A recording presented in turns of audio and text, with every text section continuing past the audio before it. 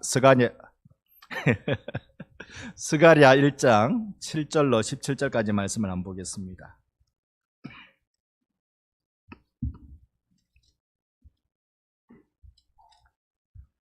1304면이죠.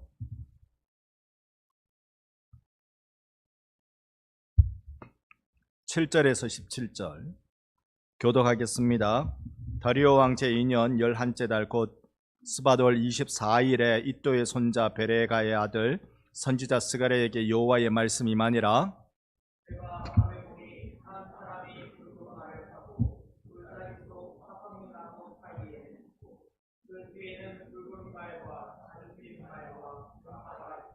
내가 말하되 내 주여 이들이 무엇이나이까 하니 내게 말하는 천사가 내게 이르되 이들이 무엇인지 내가 내게 보이리라 하니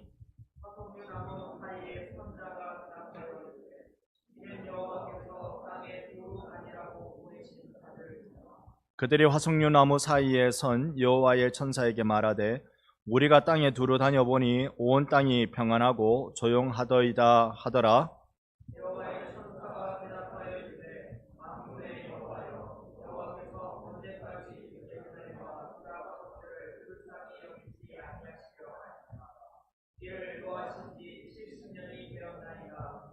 여호와께서 내게 말하는 천사에게 선한 말씀, 위로하는 말씀으로 대답하시더라. 내게 말하는 천사가 내게 이르되 너는 외쳐 이르기를 만군의 여호와의 말씀에 내가 예루살렘을 위하며 시온을 위하여 크게 질투하며 아니란 여러 나라들 때문에 심히 진노하나니 나는 조금 노하였거늘 그들은 힘을 내어 고난을 더하였음이니라.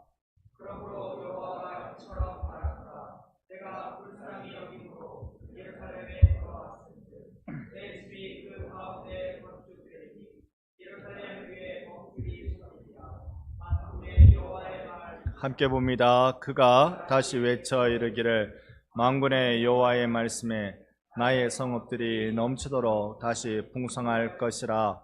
여호와가 다시 시온을 위로하며 다시 예루살렘을 택하리라 하라 하니라. 아멘. 할렐루야. 아멘. 지니가 나오는 영화 소설 여러분 잘 아시죠? 이렇게 마법 주전자 이렇게 문지르니까 평생의 소원 3가지를 들어주겠다고 큰 거인이 나타나서 묻는 그 중동 지방의 전설 같은 그런 내용들 말입니다. 그거 쫙 나타나면 여러분 요구하고 싶은 딱 한 가지 소원이 있다면 여러분 뭘 요구하시겠습니까? 요거 하나, 평생에 딱 한 가지 소원 들어주겠습니다 라고 하면 주인님이라고 지니가 물으면 여러분들은 뭐라고 대답하시겠습니까?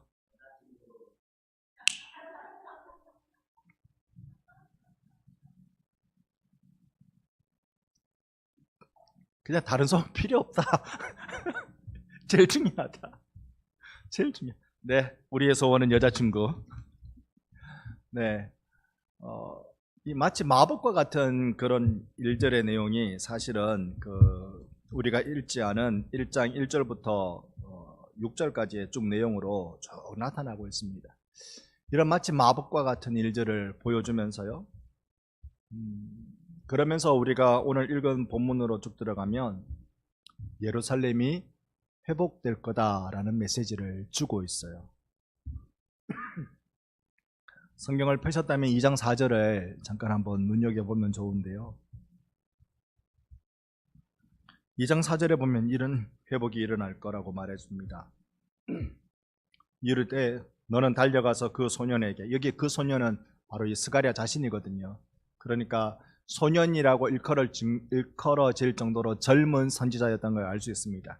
그 소년에게 말하여 이르기를 예루살렘은 그 가운데 사람과 가축이 많으므로 성곽 없는 성읍이 될 것이라. 이 황폐해진 예루살렘이 사람이 많고 가축이 많아서 이 성곽에 둘 수 없을 만큼, 그러니까 성벽, 성곽이 없는 형태가 될 것이라고 축복하는 회복의 말씀을 보여주고 있습니다. 여러분, 예루살렘의 회복이 이것이 성곽이 없는 예루살렘, 그리고 성전이 지어지는 예루살렘, 이게 단순한 예루살렘의 회복만을 말하는 것이 아닙니다. 이것은 성전의 가장 근본적인 기능, 그것은 하늘과 땅이 만나는 기능이에요. 내 집은 만민이 뭐하는 집이다? 기도하는 집이다. 예수님이 말씀하신 성전의 기능입니다. 그러니까 기도하면서 우리는 하나님 만나는 거잖아요. 그러니까 성전의 가장 기본적인, 가장 근본적인 기능이 뭐냐면 하늘과 땅이 만나는 거예요. 여러분, 오늘 여러분의 성전이 회복되기를 소망합니다. 우리 교회가 성전으로 회복되기를 원합니다. 하늘과 땅이 만나는 거룩한 역사, 이 역사. 돌로 지어진 집, 그건 건물일 뿐입니다. 이 귀한 성전의 회복이 일어나야 할 것입니다. 이건 재창조를 의미합니다. 이렇게 그 일들이 일어날 때 성경은 우리에게 보여주기로 1장 11절 말씀에 보면 그들이 화석나무 사이에 선 여호와의 천사에게 말하되 우리가 땅에 두루 다녀보니 온 땅이 평안하고 조용하더이다. 위에 화석류나무에 나타난 네 짐승과 말탄 이들을 설명하기는 좀 저로서는 벅찹니다. 성경 해석자들이 서로 많이 다 달라서 오늘 우리를 혼돈스럽게 하기보다는 이들이 어쨌든 다 주님의, 하나님이 부르시는 종이었다는 사실은 분명한 거니까요. 그들이 다 와서 보고를 하는 겁니다. 하나님께 보고하는데 11절에 보니까 온 땅이 두루 다녀보니 온 땅이 평안하고 조용하더이다. 좋아요, 싫어요? 조용하고 평안한 거 좋은 겁니까? 싫은 겁니까? 좋은 거잖아요. 그런데 이 좋은 소식을 세상을 두루 다녀본 천사들이 전하였건만 이걸 종합해서 하나님께 아뢰는 12절의 한 천사가 12절을 보면 이렇게 말합니다. 만군의 여호와여, 여호와께서 언제까지 예루살렘과 유다 성읍을 불쌍히 여기지 아니하시려 하나이까? 이를 노하신 지 70년이 되었나이다. 이건 지금 조용한 거, 평안한 게 좋다는 말입니까? 싫다는 말입니까? 싫다는 뜻이잖아요. 이건 싫다는 거예요. 이 차이가 뭔지를 오늘 아는 것이 매우 중요합니다. 이런 거지요. 하나님의 나라가 임할 때 그 하나님의 나라는 땅을 진동하며 사람들을 놀래키며 하나님의 나라는 언제나 임했는데 이 예루살렘의 회복이, 하나님 나라의 회복이 언제까지 이루어지지 않으려고 세상이 조용한 겁니까? 하나님의 나라가 임하는 그 역사가 왜 일어나지 않습니까? 하나님 벌써 70년 지났어요. 70년. 하나님 여기 지금 보고 계시는 거 맞습니까? 이 예루살렘 땅을, 이 이스라엘 땅을 하나님 정말 보고 계시는 거 맞습니까? 70년의 세월이 지났어요. 이때까지 하나님 조용히 계시면 어쩌란 말입니까? 제가 너무 행간의 말을 너무 많이 만들었나요? 지금 이 한 천사가 그렇게 하나님 앞에 외치고 있는 겁니다. 하나님 어쩌자고 언제까지 이렇게 두려고 하십니까? 라고 외치고 있는 것입니다. 실망스러운 천사의 질문을 던지는 거죠. 이때 하나님의 대답 놀랍습니다. 13절에 보니까요, 선한 말씀, 위로하는 말씀으로 하나님이 대답하십니다. 오늘 우리가 주님 앞에 나가 하나님 왜 이랬습니까? 왜 이랬습니까? 하나님 정말 이럴 수 있습니까? 이럴 수 있습니까? 기도가 너무 도를 넘었습니까? 시편은 이보다 더 심한 기도도 나와요. 그러니까 하나님 앞에 내가 탄식하는 것은 너무 교리에 매이고 그러면 안 돼요. 내 마음의 탄식을 하나님 앞에 1대1로 할 때는 하나님을, 나를 제일 잘 아시는, 나를 사랑하는 분인 줄 알고 탄식하는 거예요. 여기 이 한 천사가 하나님 앞에 그런 탄식을 하고 있습니다. 그때 하나님이 위로의 말씀, 선한 말씀 해주십니다. 오늘 여러분이 주님 앞에 하여튼 답답한 거 있으면 막 몸부림치며 기도하는 시간 되기를 바랍니다. 부르짖고 외치고 하나님 왜 이렇습니까? 왜 이렇습니까? 왜 이대로 놔두십니까? 라고 하나님 앞에 막 몸부림치며 기도하면 그 기도 들으시고 하나님이 내 이놈 하시는 것이 아니라 선한 말씀, 위로의 말씀 주실 줄로 믿습니다. 그 하나님을 우리 기대하고 사모하는 것입니다. 그때 하나님의 응답이 바로 14절입니다. 내게 말하는 천사가 내게 이르되 너는 외쳐 이르기를 만군의 여호와의 말씀에. 여러분, 만군의 여호와 그러면 지난주일 오전 예배 때 우리 같이 나눴습니다. 그죠? 전쟁하시는 하나님, 나 대신 싸워주시는 하나님, 그 하나님이 그 하나님의 말씀에 내가 예루살렘을 위하며 시온을 위하여 크게 질투하며, 하나님이 예루살렘을 위하신다는 말씀을 하고 계십니다. 그러면 다 된 거죠. 하나님이 나 위하시면 그게 다 된 거죠. 하나님이 시온을 위하여 크게 질투하시면, 여러분, 질투가 결과라면 원인은 뭘까요? 너무 어려운 질문을 드렸습니다. 밑도 끝도 없이 질문 드린 거예요. 제가 원하는 답으로 나오기 어려운 질문입니다. 질투가 결과라면 원인은 뭘까요? 사랑이죠. 최 집사님, 이제 최 집사님하고 이제 텔레파시가 통하는 거예요? 질투라는 결과가 나오기 위해서는 사랑이라는 원인이 있는 겁니다. 내가 사랑하지 않는 사람에게 질투를 느끼면 스토커입니다. 이상한 사람이에요, 그 사람은. 여러분, 연예인이 사랑을 나눈다고 내가 질투가 일어나면 그건 내가 이상한 사람이에요. 내가 진짜 인격적으로 사랑하는 그 사람이 나 외에 다른 사람을 사랑하면 질투가 일어나요. 질투는 불같이 강렬한 겁니다. 그 질투, 하나님이 내가 시온을 위하여 질투한다. 그러면 된 거지. 그러면 된 거지. 하나님께서 나를 그렇게 사랑하시면 그러면 된 거지. 그리고 16절은 이렇습니다. 16절 같이 한번 읽어볼까요? 함께 봅니다. 그러므로 여호와가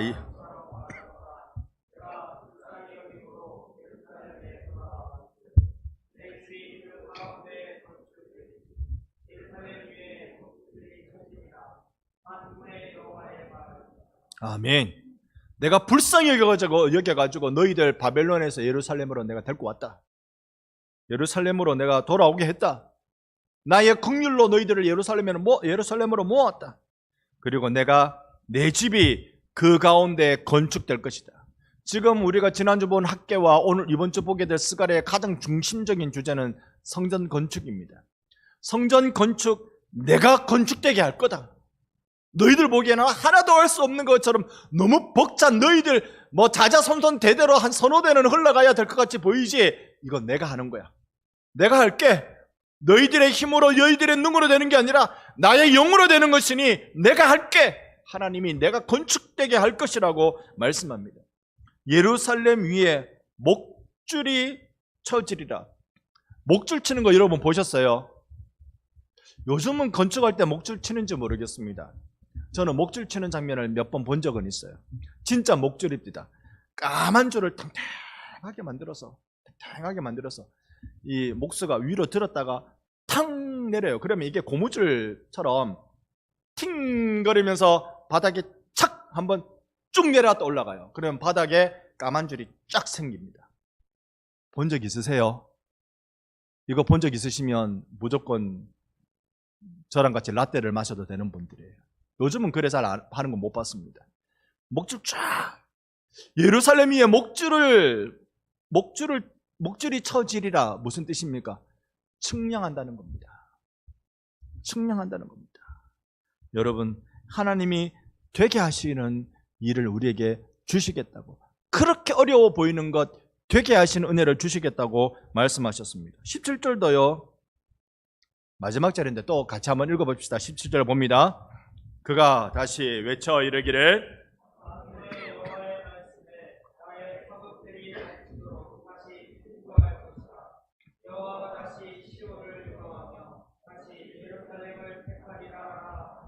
아멘. 풍부하여질 것이다. 예루살렘이 번성, 부흥, 회복될 것이다. 근데 다시 다시 풍부해질 것이라고 말씀하셨습니다. 지금은 이 말씀을 받는 스룹바벨이나 총독입니다. 제사장으로 부름받은 여호수아나 이 당시에 돌아왔던 모든 포로에서 귀환한 백성들이나 이게 너무나도 현실과 동떨어져 있는 말씀들이에요. 지금 전부 다 성전 건축할 수 없는 상황 속에 놓여졌어요. 우리의 열심이 부족한 것도 죄송하긴 하지만 이미 전 세계 제국을 형성하고 있는 페르시아 제국이, 바사 제국이 예루살렘 성전 건축 금지한 지 16년의 세월이 지났습니다. 하지 말라는데 어떻게 해요? 일제 36년 동안 일본이 하지 말라면 우리 못한 거 아닙니까? 우리말 쓰지 말라 그러니까 말 못 쓰잖아요. 우리말 못 썼잖아요. 우리나라 성씨 가지지 말라 했으니까 우리나라 성씨 못 가졌잖아요.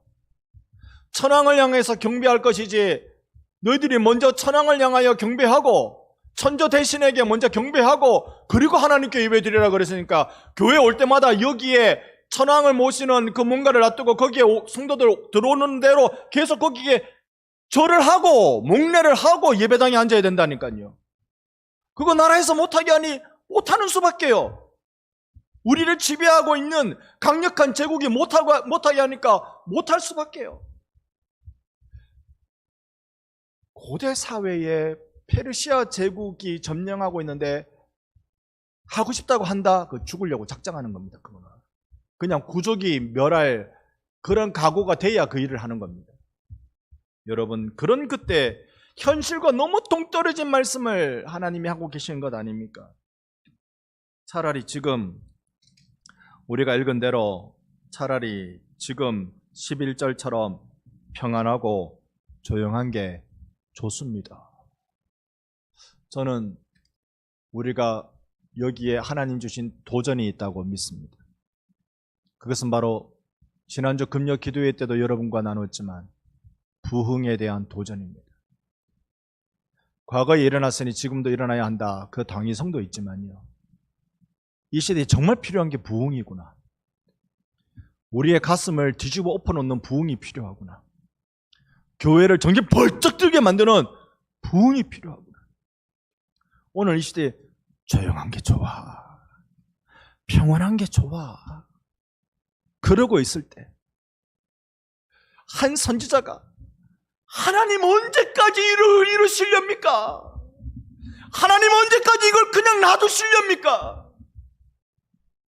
성전 건축 나몰라라 하고 내가 집에 돌아가서 내 집 잘 지어놓고 내 가족 건사하고 그렇게 가족을 위해서 살고 우리 가족 행복하고 그렇게 조용히 살면 제일이다 라고 여기면 안 된다는 것을 오늘 이 본문이 우리에게 화석류 나무에 선 한 선지자를 통하여서 보여주고 있습니다.